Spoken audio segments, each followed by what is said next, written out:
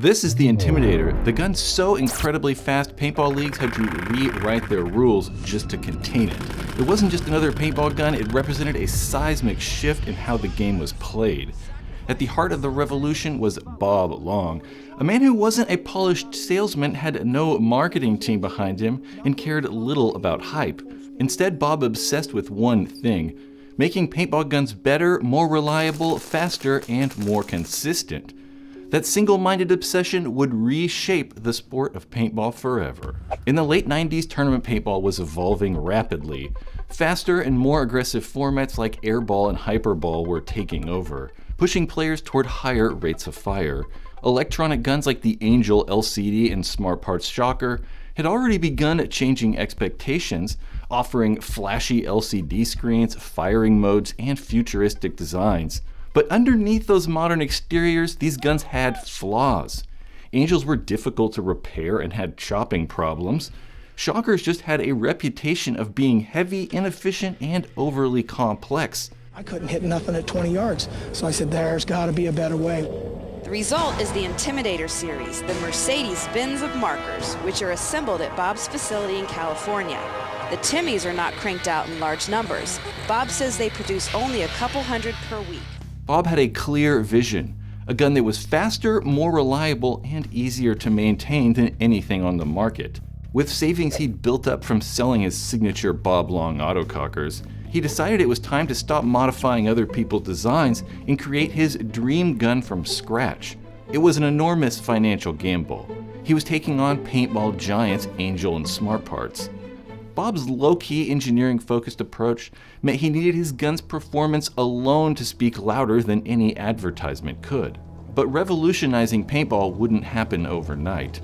Turning his vision into reality meant navigating technical challenges, skeptical players, and a competitive industry that wasn't eager to embrace change. The only reason they're shooting it is because they want to be the best. They want to win, and this is what they need to win. They need something that shoots faster than anybody else's, and is lighter and easier to handle than any other gun around. In early 2000, Bob Long's pro team, the Bob Long's Ironman, started using early versions of the Intimidator. And when it hit stores at just $750 later that year, players knew right away they were getting a serious deal. Adjusted for inflation, that's over $1,300 today. And Angels at the time were selling for north of $1,000, which in today's dollars would push them past $2,000.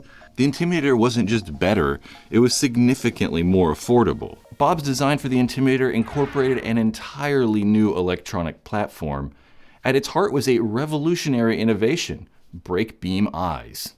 He wasn't the first to attempt to use electronic eyes. Smart Parts introduced reflective eyes on the impulse, which emitted an infrared light onto a ball and then it reflected back to the sensor. Unfortunately, reflective eyes struggled dramatically in real-world conditions. Dirt, paint, humidity, and even sunlight could cause issues. Bob's breakthrough was shifting from reflective sensors to a dual-sided break beam system. This used two perfectly aligned infrared sensors facing each other across the breech. A paintball breaking that invisible beam signaled the electronics that the ball was ready to be fired, virtually eliminating chopping. This video is sponsored by Misc Paintball, known for making limited, thoughtfully designed gear with real meaning behind it. Started by Oliver Lang and Alex Fragi, Misc was built around community, respecting paintball's past while pushing the game forward. They're putting time and energy back into the sport through original content like All That Matters, the upcoming Iron Kids documentary, and hosting the Elite 1v1 tournament series. At its core, Misc is about making connections, bringing people together through the game that we all love. Check out what they're building at hormisisattire.com. Gear drops, new content, and everything they're doing to grow paintball. But with its rise came a new problem. The Intimidator's blisteringly high rate of fire introduced a challenge no gun designer had fully solved: feeding paintballs fast enough to actually keep up. Even the widely used viewloader Revolution, once considered cutting edge, struggled to feed more than 10 balls a second. And now players were easily surpassing that. Thankfully, the solution finally came at the end of 2001 with the Halo. The Halo uses a unique force-fed system that will actually force and drive paintballs into the gun, rather than just agitate them around like the Revolution. The Halo Intimidator combination was genuinely game-changing. Players could finally sustain those high rates of fire that were previously unattainable. Yet even as the Intimidator's popularity grew, new players wondered who exactly was this Bob Long guy. I mean, that's kind of a weird name for a company, right? Yeah, it's kind of weird. When I first started playing paintball, I went and played about 20 years ago for the first time. A friend of mine named Rick Sendeas took me, and I came from the bow hunting industry. And I went out and played. I broke a rib, and this is the truth. Played with a Nelson Nell spot, 10 shots in the gun, that's all you played, and ran around chased like a little kid. And I didn't start playing until I was 36 years old. Bob Long made his paintball name in the late 80s, joining the Ironmen. At the time though, tournament paintball was still very much a grassroots effort. There were no major leagues, no huge sponsorships, just passionate paintball players. Bob became instrumental in forming the National Professional Paintball League, helping shape the tournament landscape that players now take for granted. But after a decade of success with the Ironmen, a dramatic turning point occurred in late '96. Internal team politics and growing tension led to a painful conversation. The Ironmen told Bob bluntly that although he could remain on the team, he was no longer their captain, and Dave Youngblood would take over. Rather than quietly accepting the lesser role, Bob decided to do something bold. He left immediately and would form Bob Long's Ironmen. Bob's first venture into designing paintball guns came out of necessity. In the early 90s, most tournament players relied heavily on autocockers, mechanically complex and notoriously finicky, and it's mainly because a lot of the guns at the time were just poorly made. So Bob Long introduced the Bob Long Signature Series autococker. And these weren't just upgraded guns, they were complete builds that were built much better than the previous standards, solving a lot of the common reliability issues and giving players a more consistent, well-built option. He also experimented with the Spider, designing the Millennium body, which was just a high-quality upgrade that gave the Spider a new look and feel. It didn't blow up, mostly because it cost as much as a gun itself, and thankfully for us, those leftover bodies didn't go to waste. He ended up using them as the foundation when building his Intimidator prototypes. By 2002, Bob's engineering gamble had paid off brilliantly. The Intimidator wasn't just winning tournaments, it was a force the entire industry had to adapt to. But success brought its own challenges. As players flocked to Bob's creation, the very nature of competitive paintball began to transform around it. The Intimidator wasn't just a new paintball gun, it was rewriting the rules. From 2002 onward, the Intimidator underwent rapid improvements. Early models like the GZ refined the design, cutting weight, improving ergonomics, and milling away excessive metal to create a sleeker, more streamlined gun.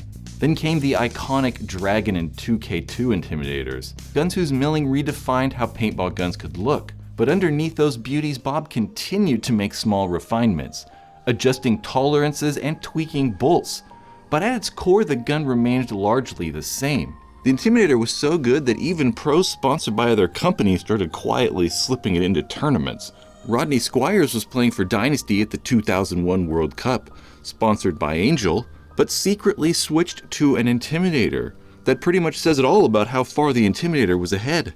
Excessive used them for a bit before switching over to Planet Eclipse. From top-level pro teams to local players, the Intimidator was everywhere. You know, I even owned plenty of them myself over the years, and at this point I've honestly lost count, but it's probably around 30. Competitors quickly scrambled to copy his success. Angel introduced their own flawed ball detection, COPS, in 2002. Hands down. Hands down. Smart Parts would end up relenting and adopt the proven brake beam system into their later Shocker NXT. Yet the Intimidator's rapid success created a new dynamic in paintball, an unintended arms race. Between 2003 and 2007, the Intimidator ignited rampant cheating across tournaments. Players secretly installed custom electronics, hidden software, and illegal firing modes. Damn! Paintball spiraled into an arms race that threatened the sport's integrity. forcing leagues to clamp down with rigid rate of fire limits, eventually leading to software that capped rate of fire at 10.5 balls a second. The Intimidator proved that paintball could be played faster, but leagues now had to ensure it didn't get out of control. By the Alias Intimidator's release in 2004, Bob Long hadn't created a successful gun. He had unintentionally sparked an entire era defined by speed and innovation. Lemansky and Chris Sawyer were able to hit the 3 remaining excessive players. And it happened so fast that the refs were still making their calls when Lemansky came in and made sure the excessive players were covered with paint. Lemansky was pulled and the cooler heads prevailed. But staying ahead grew progressively harder, and competitors were catching up faster than Bob could innovate. Dye's DM4 redefined the Matrix platform, introducing players to an ultra-smooth spool valve that delivered the softest shot in paintball. Planet Eclipse's ego quickly earned a reputation for its easy maintenance, user-friendly electronics, and rock-solid reliability. Both guns, like the Intimidator, featured break beam eyes. Even Angel made strides, upgrading all of their future guns to break beam eyes and getting rid of the COP system completely. Facing relentless competition, Bob Long pivoted toward complexity, launching entirely new gun platforms like the Mark. Many of these guns featured a unique inline poppet bolt system, aimed at further reducing operating pressure and increasing air efficiency. And on paper, the Mark looked like a major step forward. Dozens of tiny O-rings created maintenance issues for players that were just used to the simple design of the Intimidator. Trust faded, players' frustrations mounted, and Bob Long's reptiles reluctantly turned towards simpler competitors like Planet Eclipse, who had learned lessons from Bob himself in keeping their designs simple and practical.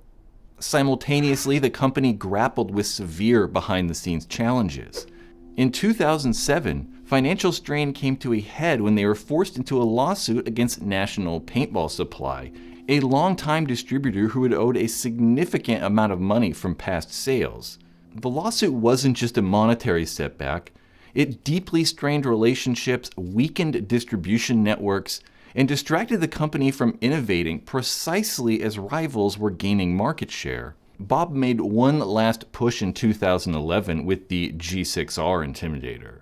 A return to everything players loved about the original guns: simplicity, blistering speed, reliability, and clean aesthetics. But by then the industry had moved on. Companies like Planet Eclipse, DLX, and Dye had firmly cemented their dominance, leaving little room for an Intimidator comeback. Though the G6R earned respect, Bob knew the golden era had come to an end. After decades of shaping the sport, it was finally time to pass the torch. In late 2016, Bob Long officially sold the company to San Diego Dynasty legends Eric Crandall, Yo Shrow, Alex Fragi, and Ryan Greenspan. Under new leadership, the company would rebrand as Field One, determined to carry on Bob's legacy. Field One introduced the Force, a marker that blended Bob's spirit of innovation with modern engineering. With features like a dual battery system, adjustable foregrip, and industry-leading craftsmanship, the Force quickly proved itself as being one of the highest quality guns on the market. Designed for peak performance, it delivers buttery smooth operation with incredible paint handling. Dynasty's trust in the Force wasn't just about loyalty, it was about results. While other pro teams stuck with established brands, Dynasty fully committed to the Force. Since adopting it, they've won more tournaments than any other team, proving that the Force isn't just a great gun, it's a championship-winning gun. Bob's impact went way beyond making great paintball guns. He cared deeply about the sport and the players around him. That's really why he's made such a lasting impact. It's 100% for the people yelling up there and the pride. You know, It's an accomplishment, man. Yeah. I mean, you give your life to this, really, you know. And you feel so good inside. You know, you've done it. Yeah, absolutely. Tyler's 17 years old. You know, I had him since he was 14. I know. And You know, and he's just like, right before the game, he goes, "I'm doing this for you." You know? And that's got to be Yeah, good. it's just right there. Yeah. Bob didn't just build guns. He helped shape players, teams, and the way paintball's played.